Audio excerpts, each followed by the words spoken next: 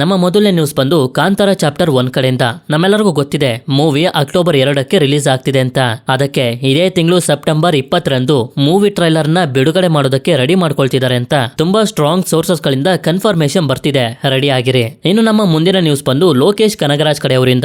ಇವರು ರಜನಿಕಾಂತ್ ಅವರ ಜೊತೆ ಕೂಲಿ ಮೂವಿನ ಮಾಡಿರೋದು ನಮ್ಮೆಲ್ಲರಿಗೂ ಗೊತ್ತೇ ಇದೆ. ಆದ್ರೆ ಈಗ ಬರ್ತಿರುವಂತ ನ್ಯೂಸ್ ಏನಪ್ಪಾ ಅಂತಂದ್ರೆ ರಜನಿಕಾಂತ್ ಅವರನ್ನ ಹಾಗೆ ಕಮಲ್ ಹಾಸನ್ ಅವರನ್ನ ಹಾಕೊಂಡು ಒಂದು ಮೂವಿನ ಡೈರೆಕ್ಟ್ ಮಾಡ್ತಿದಾರಂತೆ. ಈ ಮೂವಿ ಇಬ್ರು ವಯಸ್ಸಾಗಿರುವಂತ ಗ್ಯಾಂಗ್ಸ್ಟರ್ಸ್ ಗಳ ಸ್ಟೋರಿನ ಫಾಲೋ ಮಾಡುತ್ತೆ. ಆ ಇಬ್ರು ವಯಸ್ಸಾಗಿರುವಂತ ಗ್ಯಾಂಗ್ಸ್ಟರ್ಸ್ ಗಳ ಕ್ಯಾರೆಕ್ಟರ್ ನ ಪ್ಲೇ ಮಾಡ್ತಿರೋದು ರಜನಿಕಾಂತ್ ಅವರು ಹಾಗೆ ಕಮಲ್ ಹಾಸನ್ ಅವರೇ ಅಂತ ಕೇಳ ಬರ್ತಿದೆ. ಇಲ್ಲಿ ನನಗೆ ಪರ್ಸನಲ್ ಆಗಿ ಹೇಳಬೇಕು ಅಂತಂದ್ರೆ ಕಮಲ್ ಹಾಸನ್ ಅವರು ಕರ್ನಾಟಕದ ಬಗ್ಗೆ ಕನ್ನಡದ ಬಗ್ಗೆ ಕಾಂಟ್ರವರ್ಸಿ ಮಾಡ್ದಾಗಿಂದನು ಅವ್ರ ವಿಷಯ ಆಗ್ಲಿ ಅವರ ಮೂವೀಸ್ ಗಳ ಬಗ್ಗೆ ಮಾತಾಡೋದಕ್ಕೆ ನನಗೆ ಇಷ್ಟ ಇಲ್ಲ. ಬಟ್ ಈ ಮೂವಿಲಿ ರಜನಿಕಾಂತ್ ಅವರು ಇದಾರೆ ಅನ್ನೋ ಒಂದೇ ಒಂದು ಕಾರಣಕ್ಕೆ ನ್ಯೂಸ್ ಅನ್ನ ಹೇಳ್ತಿದ್ದೀನಿ ಅಷ್ಟೇ. ಇನ್ನು ನಮ್ಮ ಮುಂದಿನ ನ್ಯೂಸ್ ಕಡೆಗೆ ಬಂತು ಅಂತಂದ್ರೆ ನಾವೆಲ್ಲರೂ ಚಿಕ್ಕವರಿರ್ಬೇಕಾದ್ರೆ ಕ್ರಿಶ್ ಮೂವಿನ ನೋಡಿ ತುಂಬಾ ಎಂಜಾಯ್ ಮಾಡಿರ್ತೀವಿ. ಅಷ್ಟೇ ಅಲ್ಲದೆ ನಾವು ಕೂಡ ಕ್ರಿಶ್ ತರ ಹಾರಬೇಕು, ಫೈಟ್ ಮಾಡ್ಬೇಕು ಅಂತೆಲ್ಲ ಆಸೆನ ಇಟ್ಕೊಂಡಿದ್ವಿ. ಇಂಥವರಲ್ಲಿ ನೀವು ಕೂಡ ಒಬ್ರು ಅಂತಂದ್ರೆ ನೀವು ಸಂತೋಷ ಪಡುವಂತ ಒಂದು ನ್ಯೂಸ್ ಅನ್ನ ತಗೊಂಡ್ ಬಂದಿದ್ದೀನಿ. ಅದೇನು ಅಂತಂದ್ರೆ ಕ್ರಿಶ್ 4 ಮೂವಿಯ ಸ್ಕ್ರಿಪ್ಟ್ ಎಲ್ಲ ಕಂಪ್ಲೀಟ್ ಆಗಿದೆ. ಹಾಗೆ ಮುಂದಿನ ವರ್ಷ 2026ರಲ್ಲಿ ಮೂವಿಯ ಶೂಟಿಂಗ್ ಕೂಡ ಸ್ಟಾರ್ಟ್ ಆಗ್ತಿದೆ. ಇದನ್ನ ಸ್ವತಃ ಕ್ರಿಶ್ 2 ಹಾಗೆ ಕ್ರಿಶ್ 3 ಮೂವಿಯ ಡೈರೆಕ್ಟರ್ ಹಾಗೆ ಪ್ರೊಡ್ಯೂಸರ್ ಆಗಿದ್ದಂತ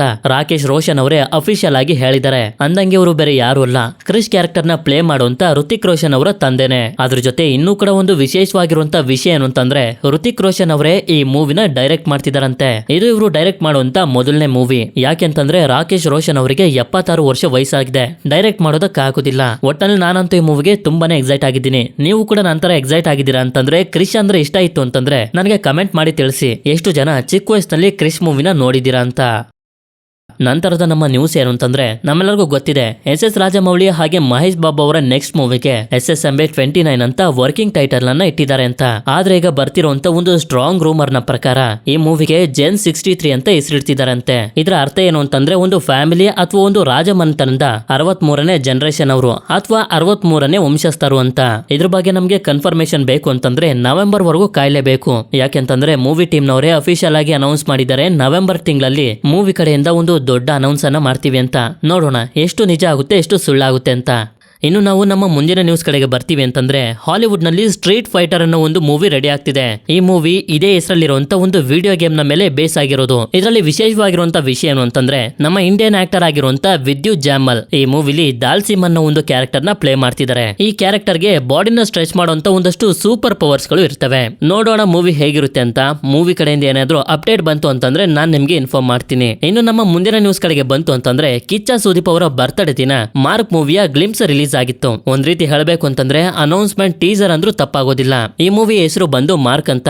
ಈ ಟೀಸರ್ ಅನ್ನ ನೋಡಿದಾಗ ಮೊದಲು ನನಗೆ ಏನ್ ಅನ್ನಿಸ್ತು ಅಂದ್ರೆ ಸುದೀಪ್ ಅವ್ರದ್ದು ಮ್ಯಾಕ್ಸ್ ಮೂವಿ ಬಂದಿತ್ತಲ್ಲ ಅದ್ರ ಸೀಕ್ವಲ್ ಇರ್ಬೋದೇನೋ ಅಂತ ಅನ್ಕೊಂಡಿದ್ದೆ. ಇದಾದ್ಮೇಲೆ ಸ್ವಲ್ಪ ಚೆಕ್ ಮಾಡದೆ ಆಗ ಗೊತ್ತಾಯ್ತು ಇಲ್ಲ ಇದು ಕಂಪ್ಲೀಟ್ ಆಗಿ ಬೇರೆ ಮೂವಿನೇ. ಇಲ್ಲಿ ನಾನು ಕನ್ಫ್ಯೂಸ್ ಆಗೋದಕ್ಕೆ ಮತ್ತೊಂದು ದೊಡ್ಡ ಕಾರಣ ಏನು ಅಂತಂದ್ರೆ ಮಾರ್ಕ್ ಹಾಗೆ ಮ್ಯಾಕ್ಸ್ ಎರಡೂ ಮೂವಿಗೂ ಒಬ್ಬರೇ ಡೈರೆಕ್ಟರ್ ವಿಜಯ್ ಕಾರ್ತಿಕೇಯ. ಟೀಸರ್ ನಲ್ಲಿ ತಿಳಿಸಿರೋ ಪ್ರಕಾರ ಈ ಮೂವಿ ಇದೇ ವರ್ಷ ಕ್ರಿಸ್ಮಸ್ ನಲ್ಲಿ ರಿಲೀಸ್ ಆಗುತ್ತಂತೆ. ಅಂದ್ರೆ ಡಿಸೆಂಬರ್ 25ರ ಸುತ್ತಮುತ್ತನೇ ಎಲ್ಲೋ ರಿಲೀಸ್ ಮಾಡ್ತಾರೆ. ಇನ್ನು ನಮ್ಮ ಮುಂದಿನ ನ್ಯೂಸ್ ಕಡೆಗೆ ಬರ್ತೀವಿ ಅಂತಂದ್ರೆ ಮೈಕಲ್ ಜಾಕ್ಸನ್ ಅವರು ಎಲ್ಲರಿಗೂ ಗೊತ್ತೇ ಇದ್ದಾರೆ ಅಂತ ಅನ್ಕೊಂಡಿದ್ದೀನಿ. ಯಾರು ತಾನೇ ಗೊತ್ತಿಲ್ಲ, king of dance, king of pop ಅಂತ ಇವರನ್ನೇ ಹೇಳ್ತಾರೆ. ಈಗ ನ್ಯೂಸ್ ಏನು ಅಂತಂದ್ರೆ ಇವರ ಜೀವನದ ಮೇಲೆ ಒಂದು ಬಯೋಪಿಕ್ ಮೂವಿನ ಮಾಡ್ತಿದ್ದಾರೆ. ಆ ಮೂವಿಗೆ ಮೈಕಲ್ ಅಂತಾನು ಹೆಸರಿಟ್ಟಿದ್ದಾರೆ. ಈ ಮೂವಿ ಸ್ಟಾರ್ಟ್ ಆದಾಗಿಂದನೂ ಒಂದಷ್ಟು ಕಾಂಟ್ರವರ್ಸಿಗಳು ಇದಾವೆ. ಮೈಕಲ್ ಜಾಕ್ಸನ್ ಅವರ ಜೀವನ ಆಕ್ಯುರೇಟ್ ಆಗಿ ಯಾವ ರೀತಿ ಇತ್ತು ಅಂತ ಮೂವಿಲಿ ತೋರಿಸ್ತಿಲ್ವಂತೆ. ತುಂಬಾ ಚೇಂಜಸ್ ಗಳನ್ನ ಮಾಡಿ ತೋರಿಸ್ತಿದಾರಂತೆ. ಇದನ್ನ ಸ್ವತಃ ಮೈಕಲ್ ಜಾಕ್ಸನ್ ಅವರು ದತ್ತು ತಗೊಂಡಿದ್ದಂತ ಮಕ್ಕಳಲ್ಲೇ ಒಬ್ರು ಹೇಳಿದ್ದಾರೆ.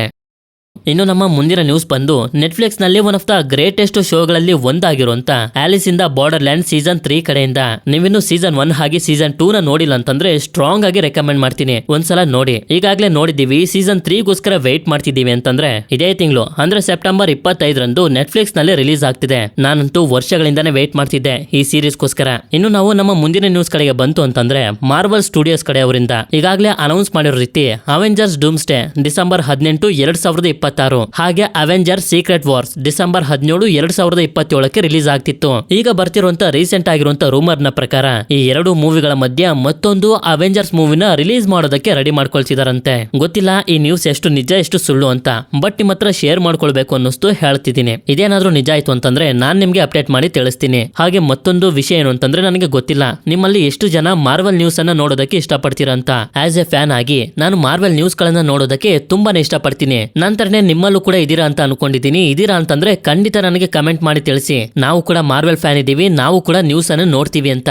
ರೆಗ್ಯುಲರ್ ಆಗಿ ಆಸ್ ಎ ಫ್ರೆಂಡ್ ನಾನು ನಿಮ್ ಜೊತೆ ಮಾರ್ವಲ್ ಅಪ್ಡೇಟ್ಸ್ ಗಳನ್ನ ಶೇರ್ ಮಾಡ್ತಿರ್ತೀನಿ. ಇನ್ನು ನಮ್ಮ ಮುಂದಿನ ನ್ಯೂಸ್ ಕೂಡ ಮಾರ್ವಲ್ ಸ್ಟುಡಿಯೋಸ್ ಅವ್ರ ಕಡೆಯಿಂದಾನೆ. ನೀವೇನಾದ್ರೂ ಸ್ಪೈಡರ್ ಮ್ಯಾನ್ ಫ್ಯಾನ್ ಆಗಿದ್ರ ಅಂತಂದ್ರೆ ಟಾಮ್ ಹಾಲೆಂಡ್ ಅವರ 4ನೇ ಸ್ಪೈಡರ್ ಮ್ಯಾನ್ ಮೂವಿ ಆಗಿರುವಂತ spider man brand new day ಬಗ್ಗೆ ಗೊತ್ತೇ ಇರುತ್ತೆ.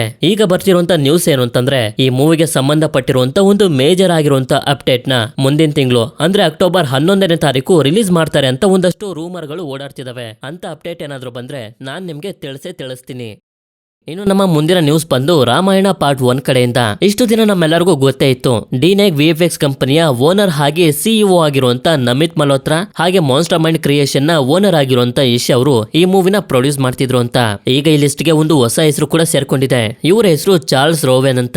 ಇವರು ಹಾಲಿವುಡ್ ನ ಡೈರೆಕ್ಟರ್ ಹಾಗೆ ತುಂಬಾ ಫೇಮಸ್ ಆಗಿರುವಂತ ಅಟ್ಲಾಸ್ ಎಂಟರ್ಟೈನ್ಮೆಂಟ್ ಅನ್ನೋ ಪ್ರೊಡಕ್ಷನ್ ಕಂಪನಿನೂ ಕೂಡ ಇದೆ.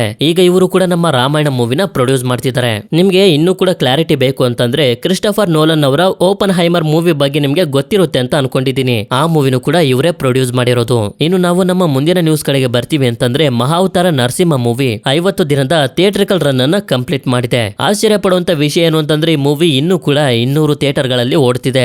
ಇನ್ನು ನಾವು ನಮ್ಮ ಮುಂದಿನ ನ್ಯೂಸ್ ಕಡೆಗೆ ಬರ್ತೀವಿ ಅಂತಂದ್ರೆ ಕಿಚ್ಚ ಸುದೀಪ್ ಅವರು ಪ್ರೇಮ್ ಅವರು ಡೈರೆಕ್ಟ್ ಮಾಡಿ ಧ್ರುವ ಸರ್ಜಾ ಅವರು ಹೀರೋ ಆಗಿ ಆಕ್ಟ್ ಮಾಡ್ತಿರುವಂತ ಕೆಡಿ ಮೂವಿಲಿ ಒಂದು ಸ್ಪೆಷಲ್ ಆಗಿರುವಂತ ಕ್ಯಾಮಿಯೋ ಮಾಡ್ತಿದ್ದಾರೆ. ಇದನ್ನ ಮೂವಿ ಟೀಮ್ ನವರೇ ಅಫಿಷಿಯಲ್ ಆಗಿ ಕನ್ಫರ್ಮ್ ಕೂಡ ಮಾಡಿದ್ದಾರೆ.